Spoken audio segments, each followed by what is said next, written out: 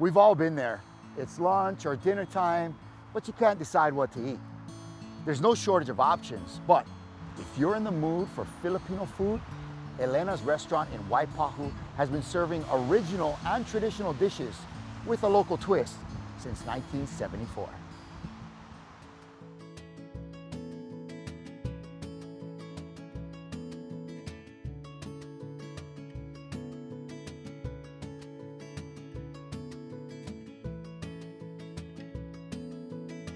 I'm Richard Butian.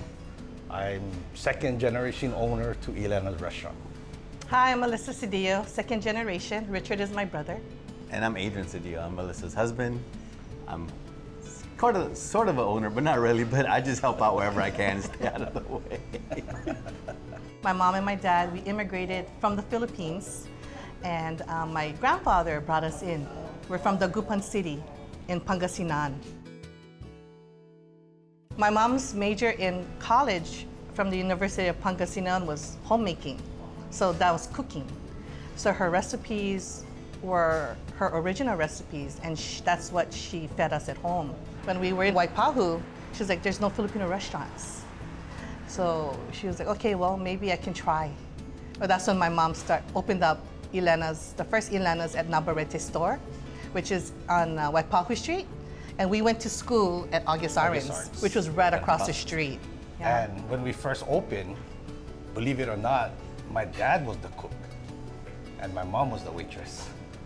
But you know how it is, you always name it after the female, right? Any place.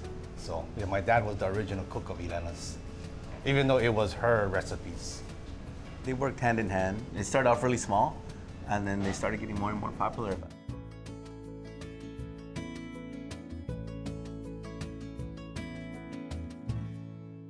We never saw our parents in the morning or at night because they're up really early preparing the food, and they get home after the restaurant closed. So our grandmother walked us to school, and then we walked from school to the restaurant. So when we got to the restaurant, we had to work.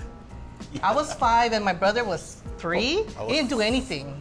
I used to hang out underneath of the counter, and I just used to mess everything up. Yeah. My mom would slap me, go outside! So I would just go outside and play. Yeah. Because we're right next to Navarrete store, which is like a convenience store.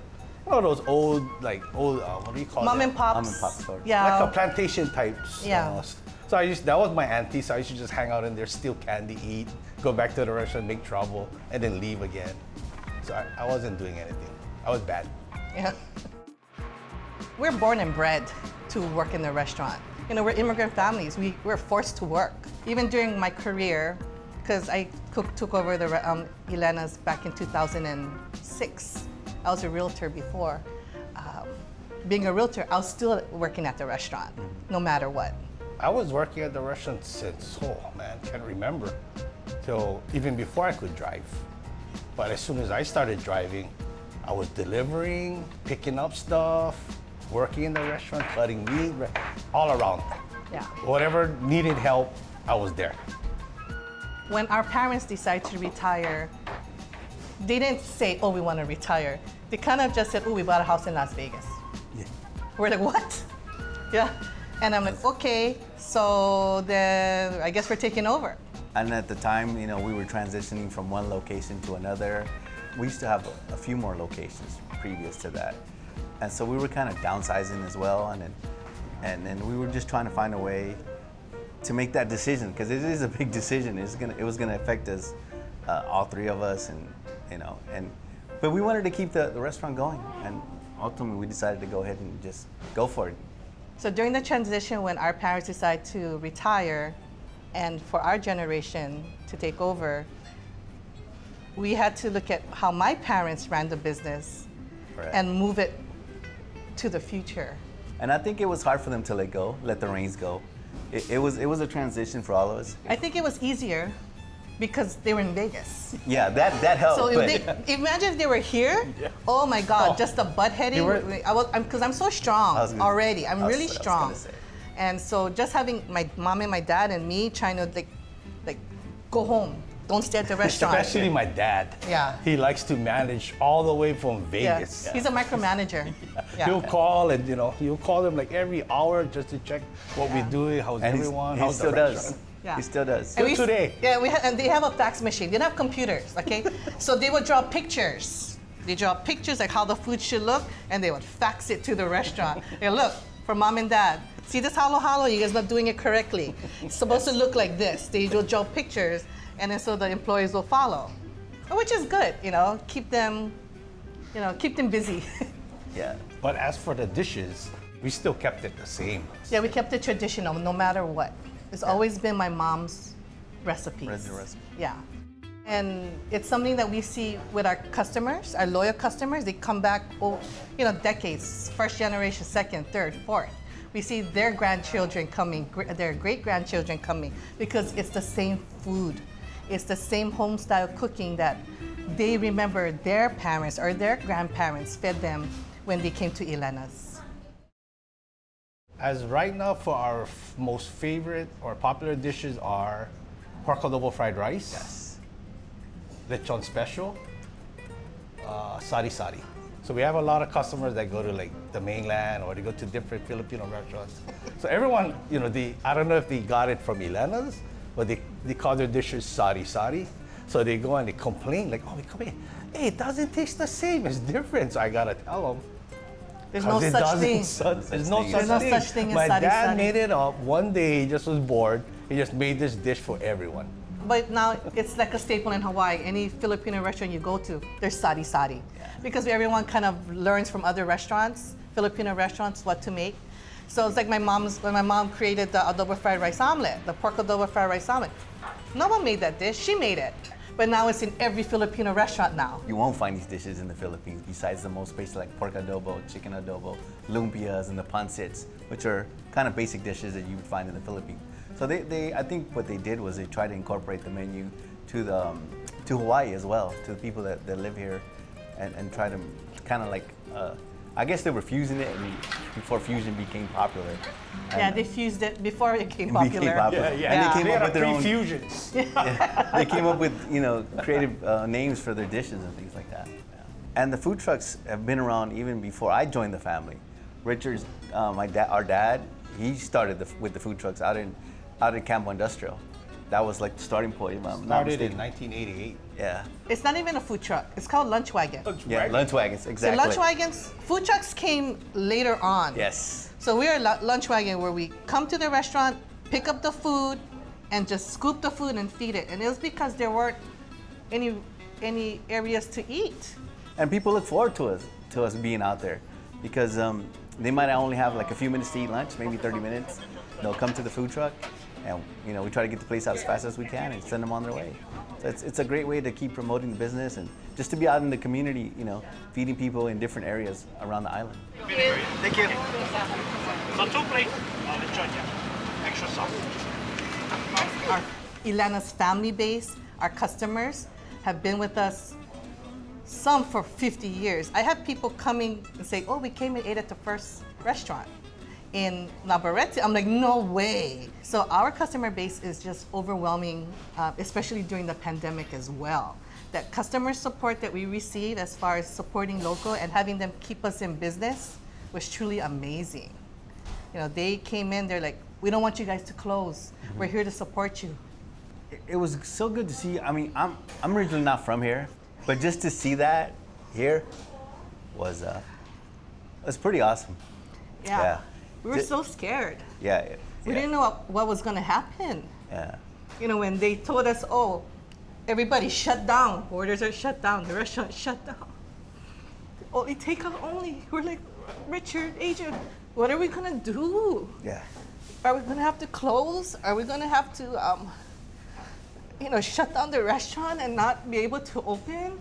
How are we going to survive? We have to sell everything. Yeah.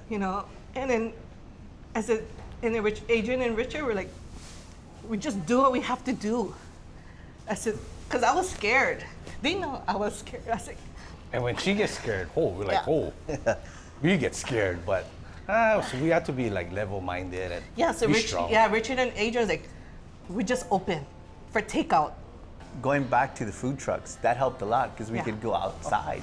We could serve outside within the comfort of the food truck, and people were okay with coming to the food truck as well. So we were trying to just, bouncing ideas back and forth.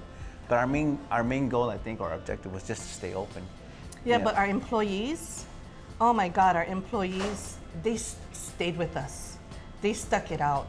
We have some of our employees that's been with us since when my mom and my dad still had the restaurant. They're so loyal and hardworking. We're truly grateful that they're still with us. I never laid off anyone. I kept them employed. We just kept moving forward and we survived. They worked hard during the pandemic. Yeah. It was crazy. Yeah, and then they just- just got super busy. Food trucks were busy. I didn't Food want to trucks go were out busy. some days. The customer support, the local community, everyone. People were coming from all over the island to come to eat at Elena's because there was no traffic, right? The island was shut down. So we have people coming from Kaneohe, Kailua, Hawaiʻi. They could make it to Waipahu in like half an hour because they didn't have any traffic. So just having that, and they're like, oh, we want to support Elena's. We want to support the mom and pops. We want to support you guys because we don't want you guys to go out of business. Yeah. And that was the reason why it was very humbling for us to be where we are today. And that ties back to our loyal customers or generational customers. They still kept coming. As far as our third generation, we don't know. We're hoping. We're hoping. 2 of my nieces and 3 of my nephews, 2 are engineers. 3 are engineers. I'm sorry, you know what? 3 are engineers. But our 1 engineer is working at the restaurant, Richard's son, My Tyler. son. So he's kind of like the manager of this place. He comes in, he watches it. I'm glad, because he comes to work. Yeah, he I comes don't to need work. to tell him what to do. He knows his job. Our saving grace, really, our saving grace is Ethan. He's like 10 years old. And he's told me he wants to run the restaurant. But we don't know. He's too young yet to even know what he wants. My oldest son said he wanted to run the restaurant, but plans change. So I'm kind of glad also that they go out and make a life of their own. But it would be nice for someone to take one of my children to take over. But I truly believe they will take over. If we do have a third generation, I'm hoping that they will be as welcoming and they feel like it's home when they come to eat at the restaurant. Yeah, that's one of the things I noticed when I came on. The interactions between our parents and the customers, it was like something I've never seen before.